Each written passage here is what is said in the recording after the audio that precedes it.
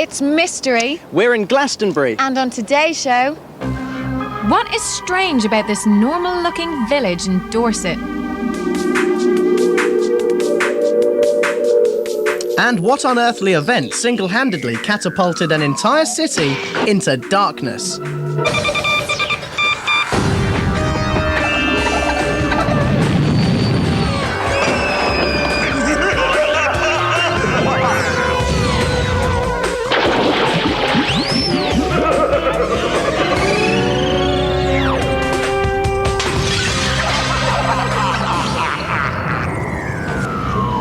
Shiarra. And I'm Steve. And today mystery comes to you from the very centre of myth and legend. This is Glastonbury, home of the weird and wonderful. Things like King Arthur, fairy kings, and this magic tree. Is it really magic? Well, yeah, it's very, very rare, and it's said to bring you good luck and make your wishes come true if you tie a ribbon to it. Seriously? Well, that's wicked, because I've got a ribbon here.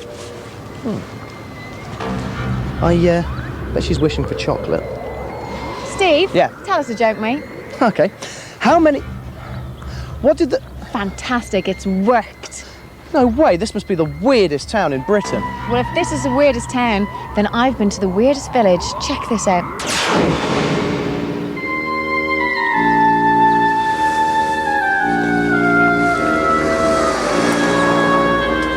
Mrs. Jones had been driving through the Dorset countryside for several hours and was well and truly lost. She saw Tyneham village coming up and decided to stop and ask for directions.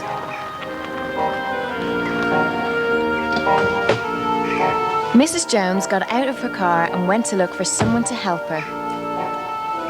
She saw the local church ahead and went inside.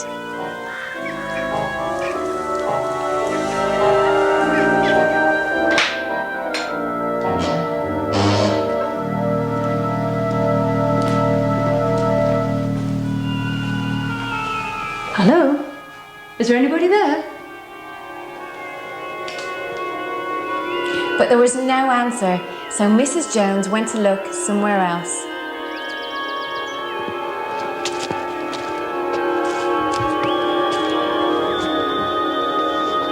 She was stunned to find the old telephone system still in use.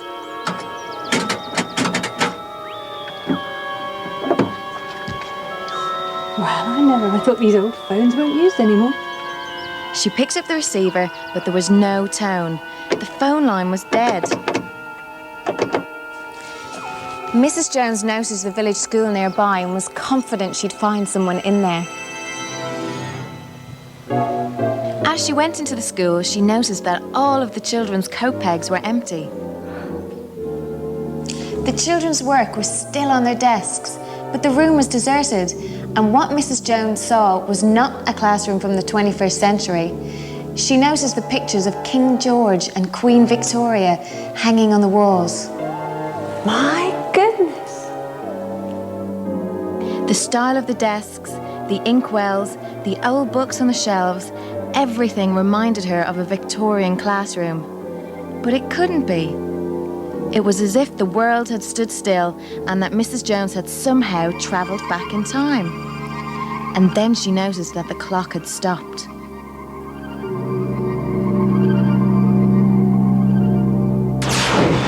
Right, I think I've got it. Time warp. It's got to be. How else are you going to explain the picture of Queen Victoria? Look, that's just plain ridiculous. Just let me explain. I've got it! What it was... Look, if it's another one of your alien abduction theories, I really don't want to hear it. Look, Steve, let me put you out of your misery. Have a look at this.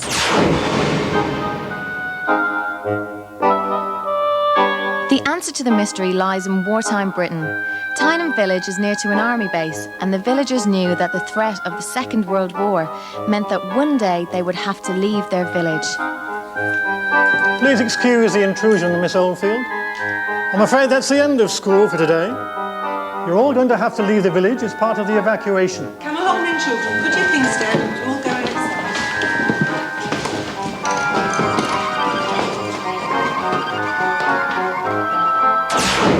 There you go. Hang on a minute, if they were only evacuated, how come there was no one there when Mrs. Jones went back 50 years later? Aha, I'm glad you asked me that. After the war, the village was kept as a reminder to people of what wartime Britain was like. Now it's used as an exhibition and attracts visitors searching for a slice of the past.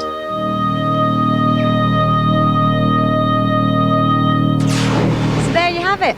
Mystery solved.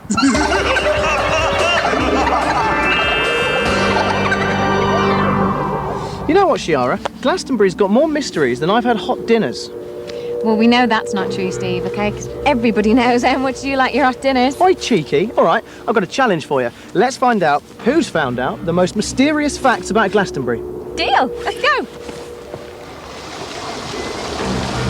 Without a doubt, I have found the most magical place in Glastonbury. This is the Chalice Well Gardens, and this spring is known locally as the Blood Spring. And that's a really good name for it because the water appears to run red. OK, clever clogs, why does the water appear to run red? Well, there are many theories, but the most gruesome one is that it's coloured by blood. A more sensible theory is that it's actually coloured by natural metals in the water. A more sensible but extremely boring. I much prefer my explanation. The water is also supposed to have magical healing properties and is said to be good to bathe in, so it's a good job you didn't find it. She spends ages in the bath.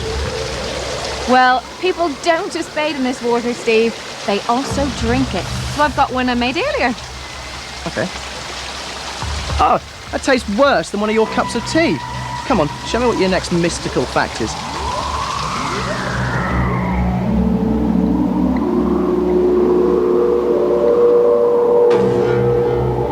Steve, I really think I'm going to win this challenge.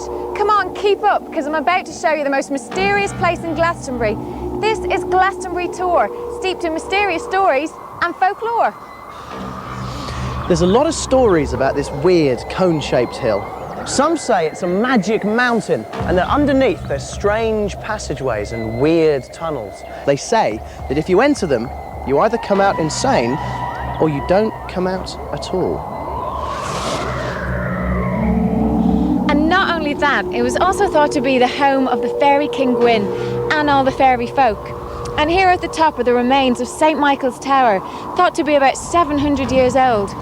It was rebuilt after the original was destroyed in an earthquake many miles away. But to be honest, Steve, I don't think you're going to find anywhere as mystical or magical as this in the whole of Glastonbury. Well done, Shiarra. You win, but listen, I've got to go. Why? I'm not finished yet. I think I drank a bit too much of that water. Ew!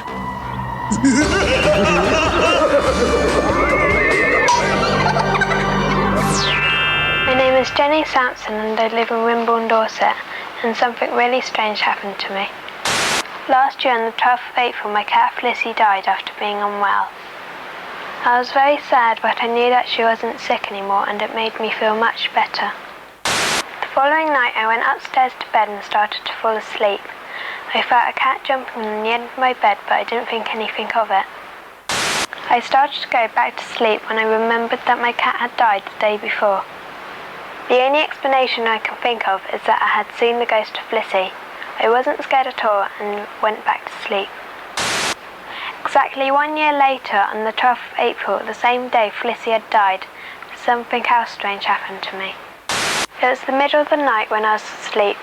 I was suddenly woken up by a strange clawing noise coming from my blow-up chair. I sat up and looked over, thinking that it must have been our other cat Pippin scratching at my chair. I shouted at Pippin and the cat simply disappeared. It was then that I realised that I hadn't seen Pippin at all. The cat I had seen looked exactly like Flissy. She had come back to visit me the same day as she had done last year. I know it sounds strange, but I believe that Flissy has come back as a ghost to keep me company and to let me know that she was alright. I wonder if she'll come back again next year.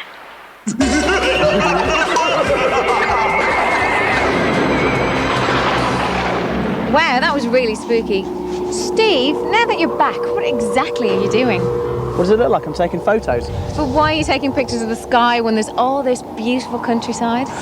Because, Shiarra, you never know what you might see, especially here.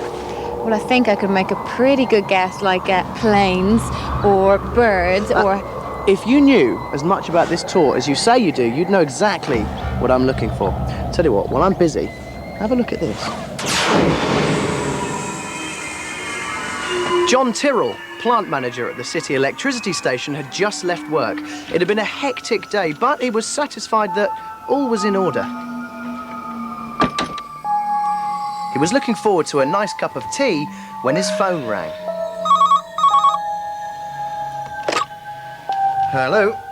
Hi, John. Malcolm here. I'm going to need you to come back into work. Why, what's up? We've got an emergency. I've just come up from the main generating plant and there's an unusual flow of current to the north. I've got 7 dials all going berserk. Right, I'll be right there. Meanwhile, on the other side of town, Chris and Zandra Newport were enjoying a romantic meal. Did you enjoy that? Yes. Lovely, darling. I hope you got room for some Black Forest gatto. Go on then. Just a little bit. Thousands of jobs may be lost as a Minehead company announced it's going into... And whilst the Newports were tucking into their desserts, Russ James was over the other side of the city presenting the evening programme for Western Counties Radio.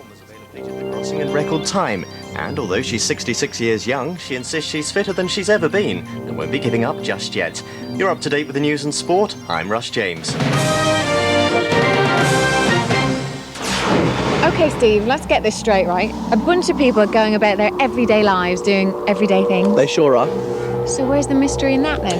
Well, unbeknownst to the people of the city, the situation at the electricity station was going from bad to worse.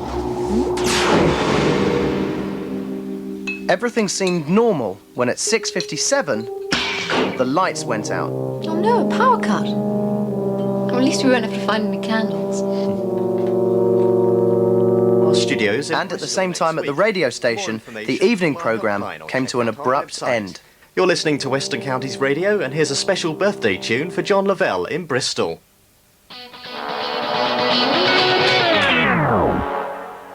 And that was just the start of the chaos. Within seconds, the entire city had been plummeted into darkness. Meanwhile, photography student Jason Robinson was taking photos for his coursework. With special permission, he was shooting in the electricity station when he noticed something incredibly strange. He stopped dead in his tracks, stared in disbelief, and then took a photograph. The next day at college, Jason developed his pictures. These are absolutely amazing. So what was on the photo, then? You're never going to believe it. Try me. Okay. This. Never. Yep, Jason had photographed a UFO. And what's even more amazing is that many people blamed it for all the mysterious blackouts in the city. How come? Well, over the years, there's been loads of reports of mysterious power cuts, and some say it's because of alien interest in Earth's electricity. Well, I don't know what caused the blackouts, but I reckon it was some kind of weird coincidence. Because I don't really think it could have been a UFO, Steve. Yeah, but what about the photo? Wasn't that evidence enough for you? No, it could have been like a smudge on the lens or some kind of interference. Well, you know what I say? The camera never lies. Well, I believe it.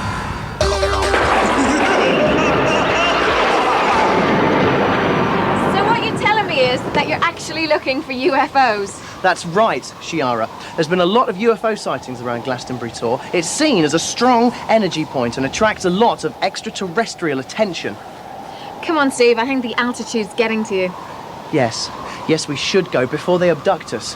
That's right, Steve. We'll see you soon for some more mystery. Say goodbye, Steve. Goodbye, Steve. Oh, it's going to be a long walk down. They're coming, you know. Yeah.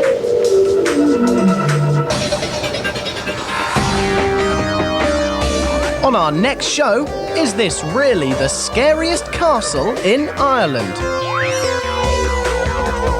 And what mystery could be inside this crate that would cause chaos and confusion in a car park?